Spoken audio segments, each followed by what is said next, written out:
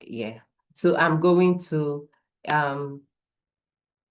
start by giving us the housekeeping rules. Just want us to understand that the section is being recorded and your continued participation indicates that you've given us your consent to go ahead with the recording.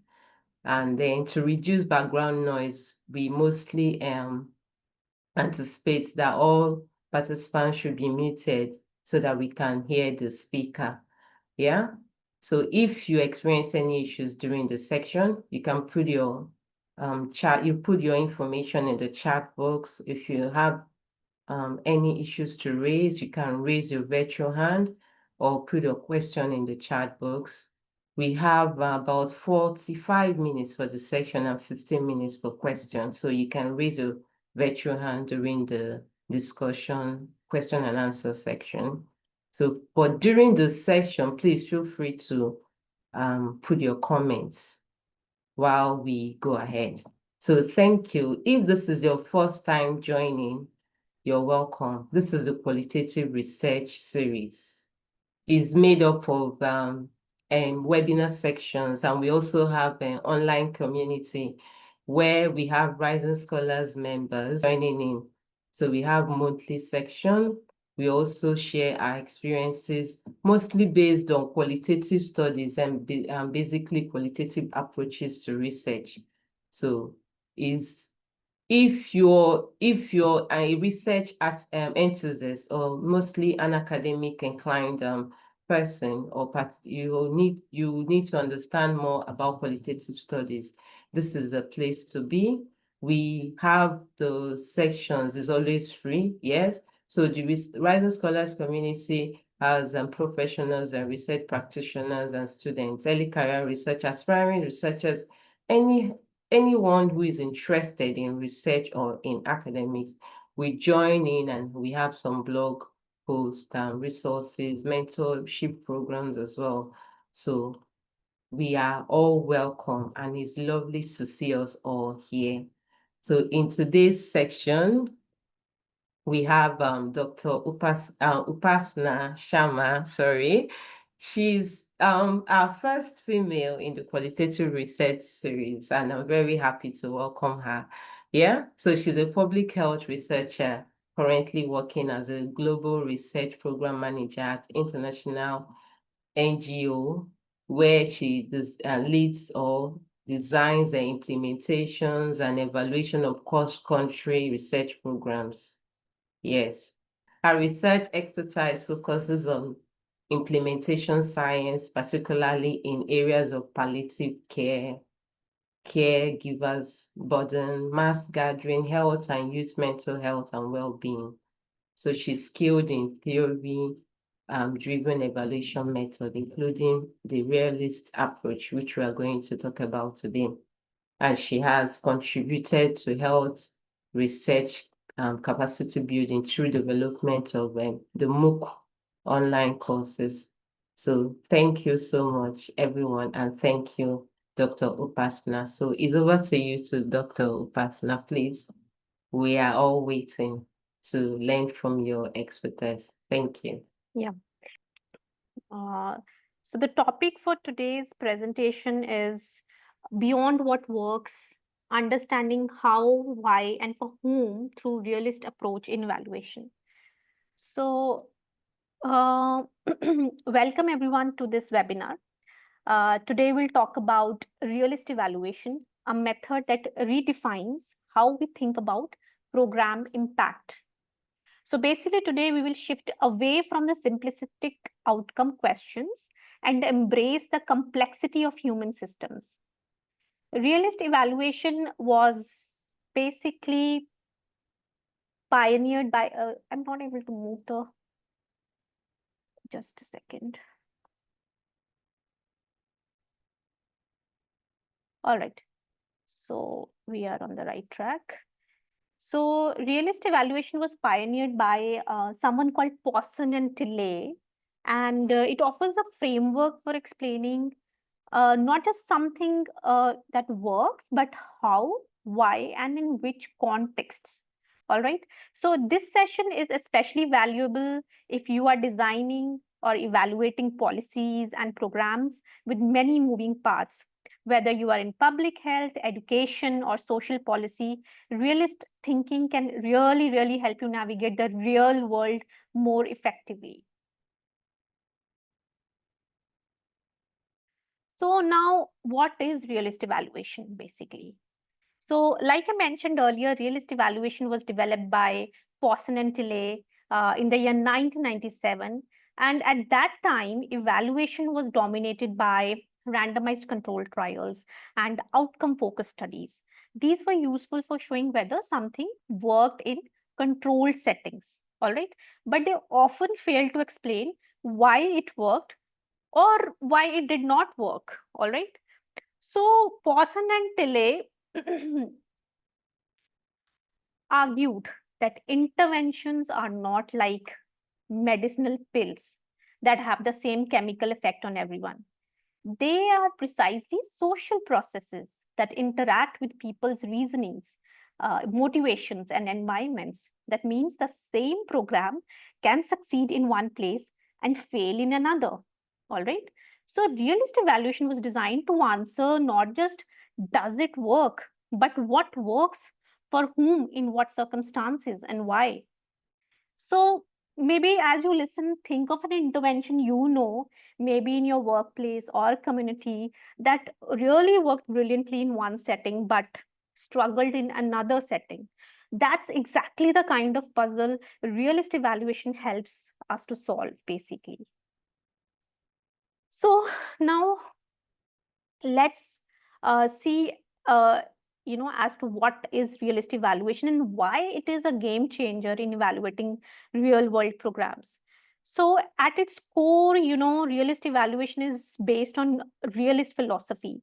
The idea that outcomes result from mechanisms triggered in particular contexts. It's not enough to ask whether a program worked. We need to know how and why. So basically, this method allows us to test underlying theories of change or in complex settings. So here it's very important to notice, to observe the theories of change in complex settings, making it especially useful for social and health interventions that do not follow a one size fits all logic. Now, what happens is, that in realist evaluation, the foundation of the evaluation is that interventions are theories in action. So, as you know, every program is based on an assumption that if we do X, then Y will happen. For example, if we provide job training, people will get better jobs. But reality is way more complex. The same training program might empower one group of people, but leave another group disengaged. Why? Because the context and mechanisms differ, right? So, this is where the context mechanism or the CMO configuration comes into action. So context, when it comes to context, it's just not the physical setting. It may include resources, leadership, culture, policies, even timing, right? When it comes to mechanisms, now it's to be noted that mechanisms are not the activities themselves, but the reasoning and responses that are triggered by the intervention. So a training program doesn't directly cause better performance. The mechanism is that it may boost confidence, it may change the motivation of the participants, or it may shift identity as well. When it comes to outcomes, outcomes are the observable effects, as everyone knows, but they only make sense when linked back to the context and mechanism. I hope this is clear with everyone. Yes. Okay. So let's move on to the next slide.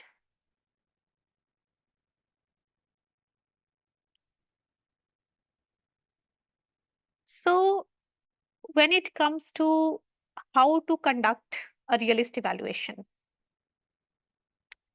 it's important to see, remember that this is not a one size fits all process.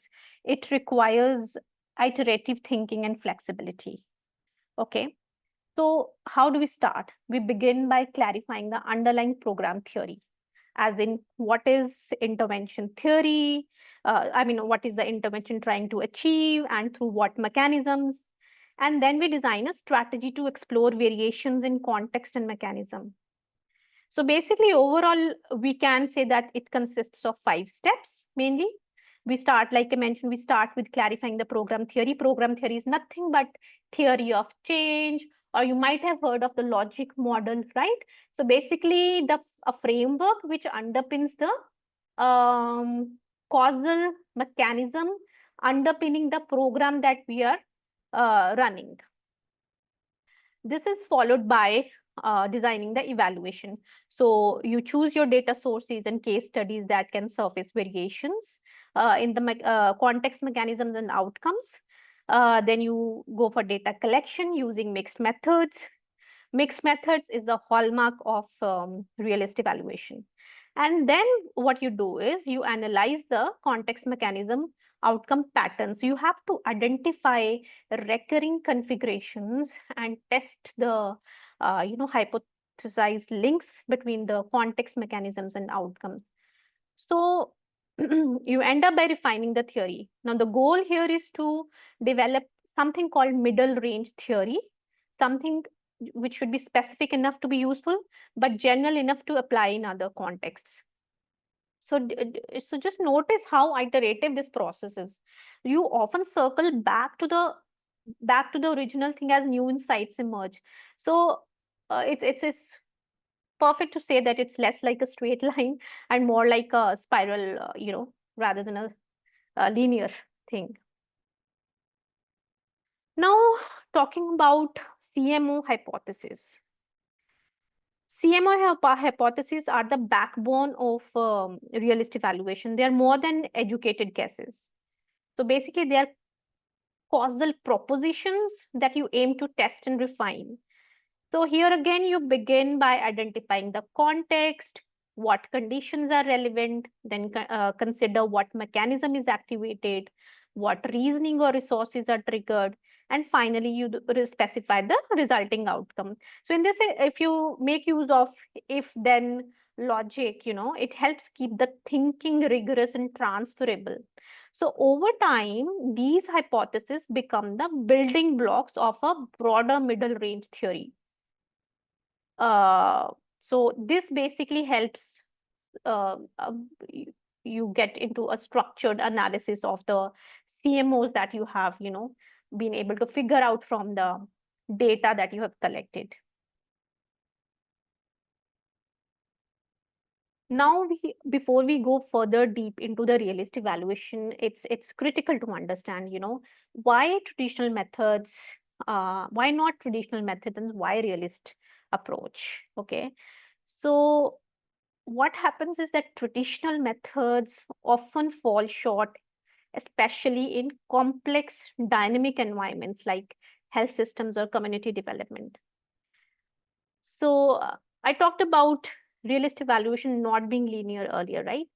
So, but in case of traditional evaluation, in case of conventional evaluations, these evaluations operate on a linear model. What they assume is that interventions produce the same outcomes across the board.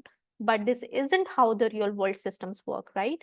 They often ignore the context, treat people as passive recipients, and they basically reduce the causality to a black box. So as a result, findings are hard to transfer or scale, and most importantly, explain, right? So realist evaluation fills that gap by asking more nuanced questions. Let's explore how it does that. So I'll just give you like some um, explanations with regards to that. Traditional evaluations often rely on randomized control trials, which are excellent for testing whether something works in control conditions. But real life is messy.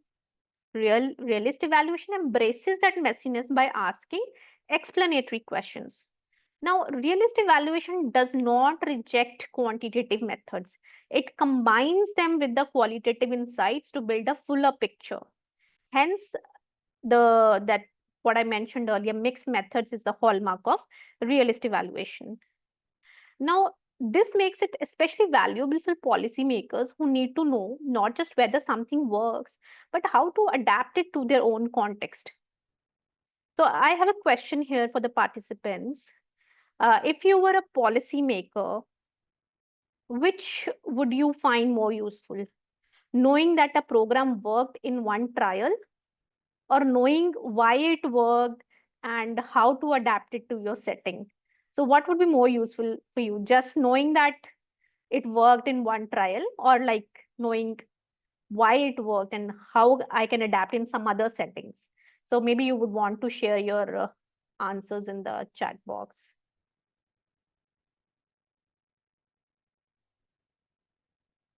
I'll move on to the next slide for sure.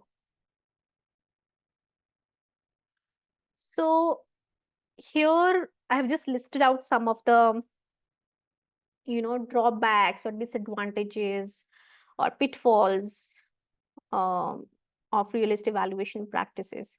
But before that, I'll just say a few words on the advantages rather. So, realist evaluation is powerful because it handles complexity. It doesn't shy away from the fact that interventions interact with people and systems in unpredictable ways. So it basically provides you nuanced insights that can guide implementation, scaling, and adaptation. It encourages stakeholder engagement mainly because stakeholders often hold the key to understanding mechanisms, right? And it also supports equity by showing who benefits the most, who might be left behind. While traditional evaluations aim to assess if an intervention worked, realist evaluation digs deeper into the how and why of it. So it basically shifts the focus from fixed inputs and outputs to dynamic contextual explanations. Okay. Now, when it comes to the pitfalls, having said great things about realist evaluation, let me also tell you that realist evaluation is not easy. It is time and resource intensive, and it requires evaluators who are comfortable with both theory and mixed methods. Mechanisms, when it comes to mechanisms, it can be really hard to isolate, and contexts are always, constantly changing. So there is also a risk of over complexity. Let's say if you identify too many CMOs and patterns, it can really overwhelm the stakeholders. So to mitigate these challenges, what happens is that evaluators often prioritize the most critical CMO configurations, and then they use phased approaches and involve stakeholders early on to keep the evaluation grounded. Even strong realist evaluations can go wrong if certain pitfalls are not addressed. So common issues, like I mentioned, neglecting the context, either assuming it's static or not making it explicit. Mechanisms sometimes are described vaguely, again reducing the evaluation's explanatory power. So always aim to surface the actual reasoning or response triggered in context. Finally, don't skip the theory work. Realist evaluation is theory driven, and theory refinement must be continuous. So basically, to sum up, treat realist evaluation like a living model and not like a checklist. So what happens is that you start your program evaluation with certain version of theory of change or logic model or program theory. But as you start, collecting data and analyzing it using the CMO framework and start gathering insights, your TOC starts getting informed by those insights. And that's why I say that TOC start continues. It's an ongoing process till the end of your evaluation. It keeps on changing. Hence, uh, I mentioned that this evaluation, realist evaluation, is to be treated like a living model and not like a one-time checklist. I hope that is clear. Yes. Okay. Yes. Now, here I have case study for you, which I'll walk you through. But before that, let me also talk about certain other applications of realist evaluation. Uh, so realist evaluation has been applied across many sectors in addition to health. Health, we'll talk about this case studies from health sector, but in education, actually, a lot of school-based well-being interventions have been assessed using realist evaluation. I've myself been part of some of the projects in which we have used the realist evaluation, and it's been extremely helpful and insightful to kind of use this method and see the differences, because the context differed, so it was quite enlightening. Then in policy, we use this to inform the design of complex health systems. Beyond health, it has been used in criminal justice to understand rehabilitation programs, in international development to evaluate cash transfer schemes, and even in technology adoption. So you see how versatile this approach is. It's not tied to one sector, but to the complexity of human behavior. So realist evaluation you can apply across sectors. Like you can be from any background, you can actually make use of this evaluation methodology to assess whether your program worked and why it worked and how it worked and how it can be adapted in your colleagues settings or in your collaborators settings in addition to yours. Okay, now we'll come to this case study. So here basically we'll talk about a real world case where qualitative realist evaluation was used to assess a peer-led HIV prevention program in South Africa. So here our goal is to see how a well-designed intervention grounded in theory, how it played out in a real educational and cultural context, and to understand why it failed to generate the intended outcomes. So through interviews and focus group discussion and using the CMO framework, we'll explore both the program theory and the barriers that emerged in the practice.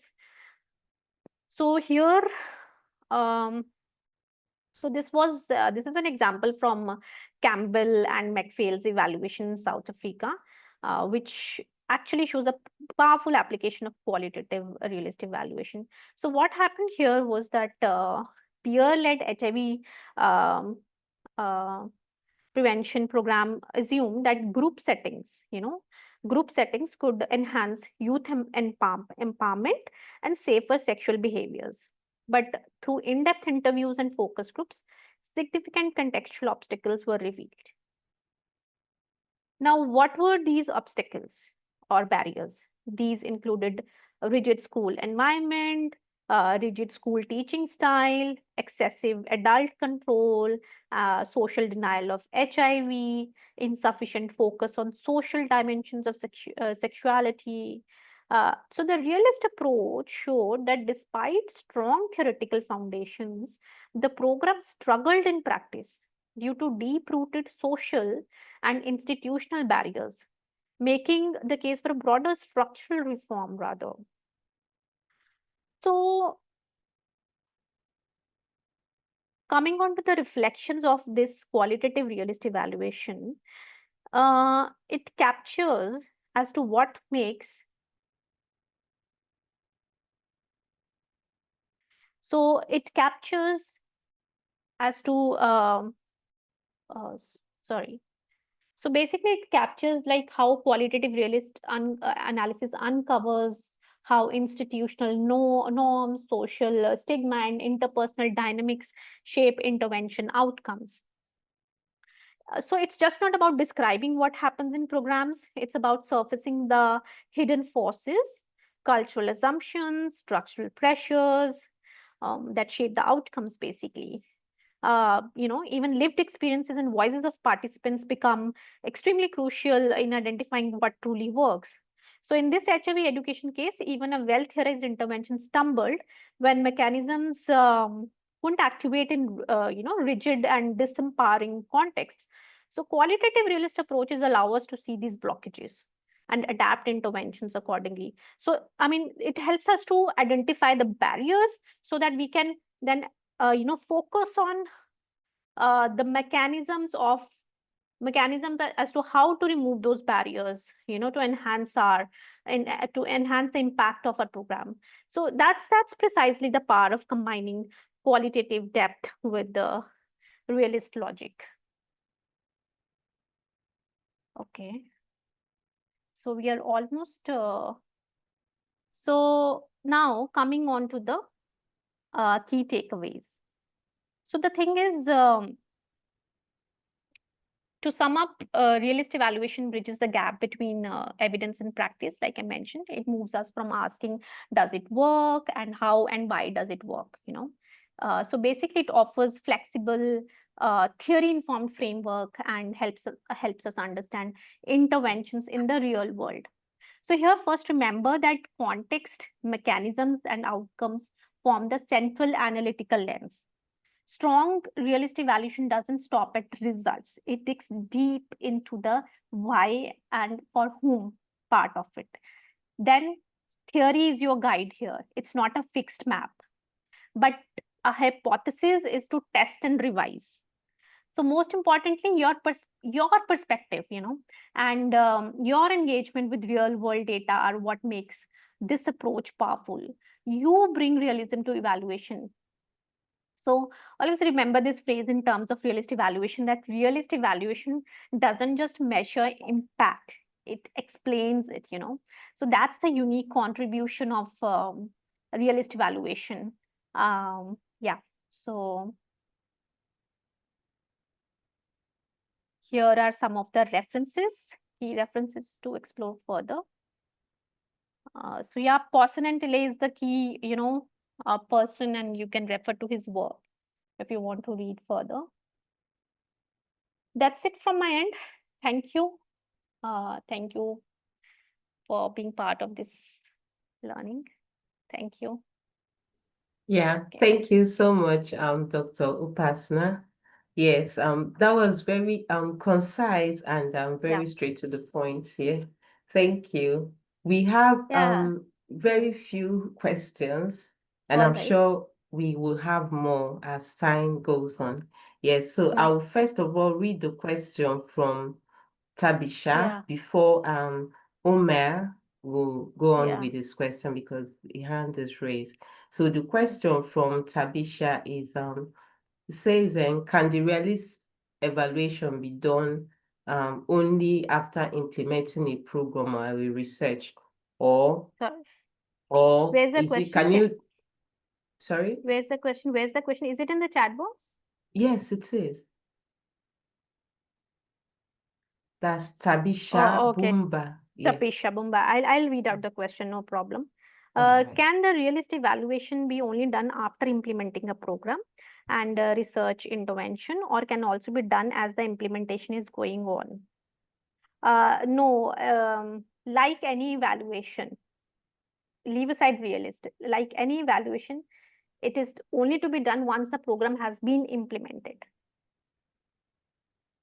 Right? So it's basically to assess the impact of the program. So when you want to measure the impact, you need to have implemented the program first, right?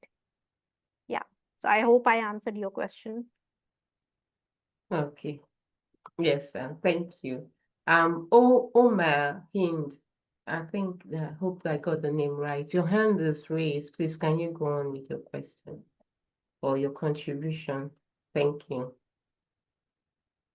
Thank you for this facilitation, Ugo, and also I appreciate Apasana for nice presentation. It is very exciting presentation, and actually I was working for more than 20 minutes attending this session from my workplace to my home.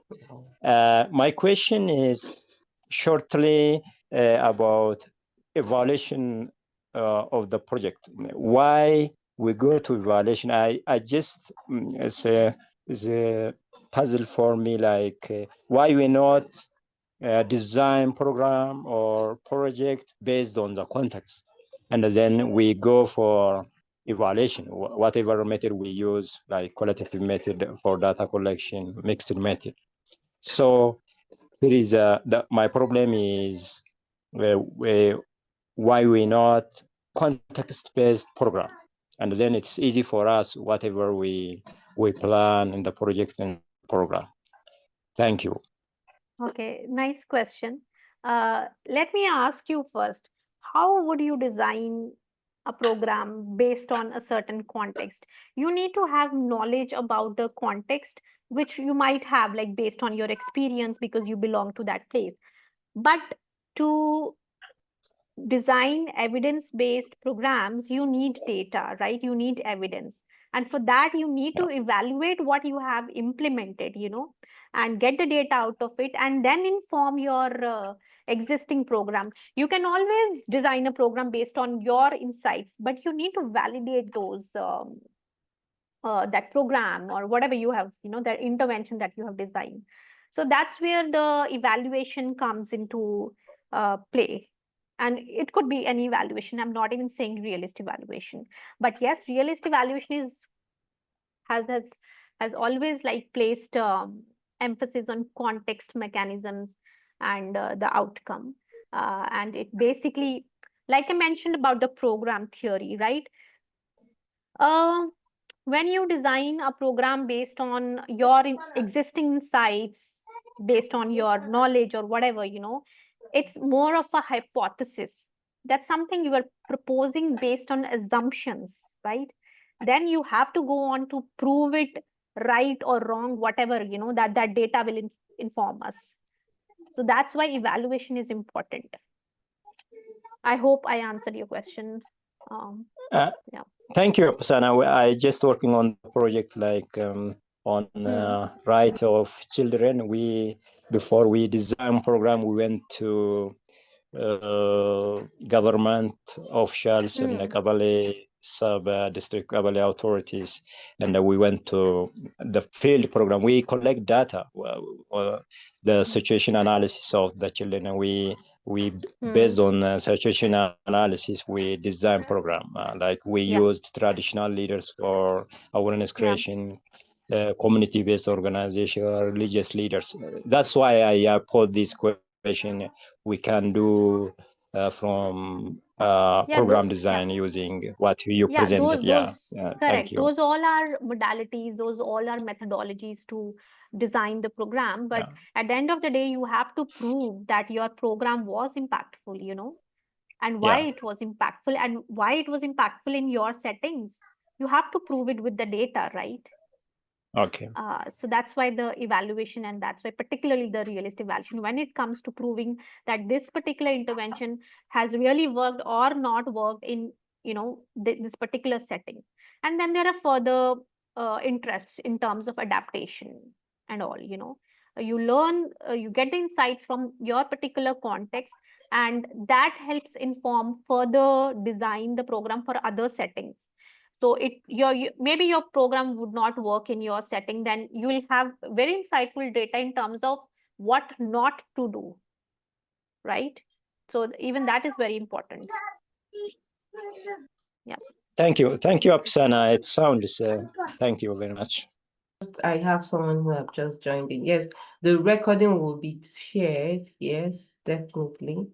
And no, we don't have any questions.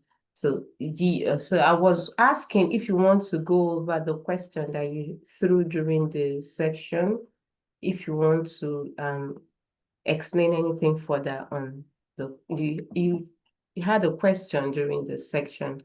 Yeah, I was curious to know, like from the audiences, if they can think of any program that they would have come across in their experience, which sort of worked in one setting and did not work in another setting. So if anybody would like to share an example, I was curious to, know that. Yeah. Yes. So we from the question you threw, it means we expect anyone to have to give us a background idea or an overview of a program which they missed out on. Like if anything, okay, let me share. If people don't want to share, I'll quickly share. So we did one mental well-being program in schools here in India, and the same program was conducted in Nairobi. school setting, same age group, same intervention.